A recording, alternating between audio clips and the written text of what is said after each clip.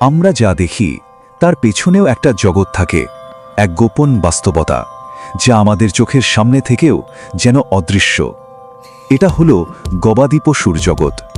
এই সহজ প্রশ্নটাই আমাদের টেনে নিয়ে যায় এক গভীর রহস্যের দিকে। এর উত্তর লুকিয়ে আছে এমন এক বাস্তবতায় যা আমাদের চেনা জগতের থেকে একেবারেই আলাদা। চলুন আমরা একসাথে সেই জগতে প্রবেশ করি, বোঝার চেষ্টা করি ওরা পৃথিবীকে কিভাবে দেখে, কিভাবে শোনে, কিভাবে অনুভব করে। ওদের প্রতিটি ইন্দ্রিয়ই যেন এক অচেনা বাস্তবতার দরজা। ওদের অস্তিত্বটা টিকে আছে আদিম প্রবৃত্তির ওপর ভর করে। ওদের জগৎটা কিন্তু ধীরস্থির, শান্ত নয়, বরং এটা একটা নিরন্তর সতর্কতার জগৎ, যেখানে প্রত্যেকটা নড়াচড়া, প্রত্যেকটা শব্দই জীবন মৃত্যুর সংকেত হতে পারে। এই জগতের প্রথম দরজাটা হলো ওদের চোখ, আর সেই চোখ দিয়ে দেখা পৃথিবীটা আমাদের চেনা জগতের থেকে অনেকটাই আলাদা। ৩৩০ ডিগ্রি ভাবা যায়? মাথা না ঘুরিয়েই ওরা চারপাশের প্রায় সব কিছুই দেখতে পায়। এই প্রায় গোলাকার দৃষ্টি ওদের প্রথম এবং প্রধান আত্মরক্ষার বর্ম, যা চারপাশের বিপদ থেকে ওদের সবসময় সতর্ক রাখে।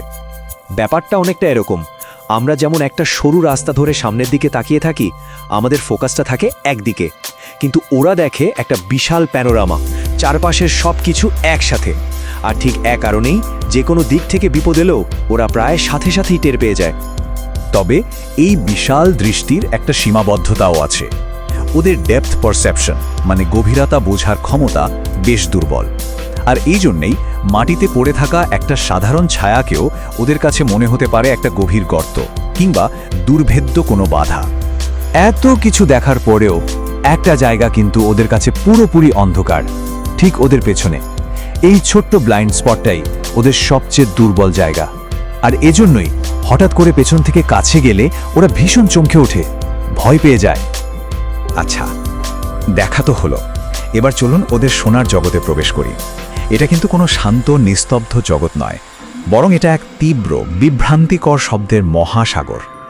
ওরা প্রচুর শব্দ শুনতে পায়, কিন্তু সমস্যাটা হলো সেই শব্দটা ঠিক কোন দিক থেকে আসছে তা ওরা সহজে বুঝতে পারে না। একবার ভাবুন তো সেই অনুভূতির কথা। আপনি বিপদের আভাস পাচ্ছেন, কিন্তু জানেন না বিপদটা ঠিক কোথা থেকে আসছে। কি ভয়ঙ্কর, তাই না? মানুষের চেয়ে ওদের শোনার ক্ষমতা অনেক বেশি, বিশেষ করে হাই ফ্রিকোয়েন্সি বা তীক্ষ্ণ শব্দ শোনার ক্ষেত্রে। এমন অনেক শব্দ আছে যা আমরা হয়তো টেরেই পাই না, কিন্তু সেই একই শব্দ ওদের কাছে প্রচণ্ড যন্ত্রণার কারণ হতে পারে। তাহলে দেখুন, একদিকে ওদের কান খুব সংবেদনশীল, অন্যদিকে ওরা শব্দের উৎসও ঠিকমতো বুঝতে পারে না। এই দুটো মিলে কি দাঁড়ায়?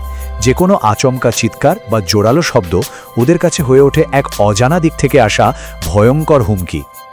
এবার এমন একটা ইন্দ্রিয়ের কথা বলবো যা একই সাথে ভয় এবং বিশ্বাস দুটোই তৈরি করতে পারে। সেটা হলো স্পর্শ। ব্যথার এই যে সংজ্ঞা, এটা আমাদের ইলেকট্রিক প্রডের মতো যন্ত্রের কথা মনে করিয়ে দেয়।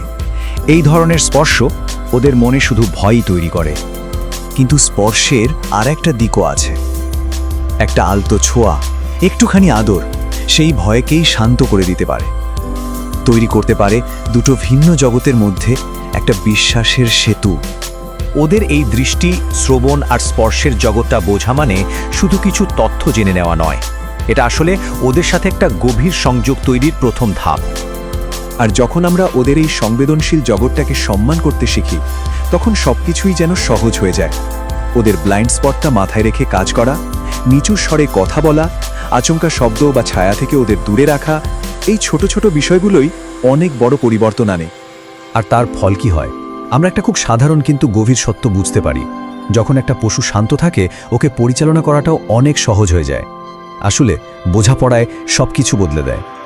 ওদের জগৎটাকে বোঝার এই পুরো যাত্রাটা আমাদের একটা বিশাল প্রশ্নের সামনে এনে দাঁড় করায়।